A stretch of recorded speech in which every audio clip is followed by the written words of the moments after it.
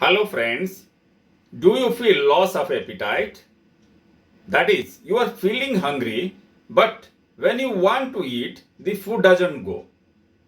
And if it goes, it gets vomited out.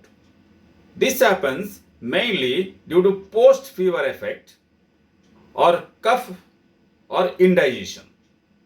Now for this, a very simple home medicine is given in Lakhman Mishra's Ghar Vaidya. Every day in the morning, in empty stomach, you have to just take approximately 3 gram of adrak with little salt till the disease is cured fully.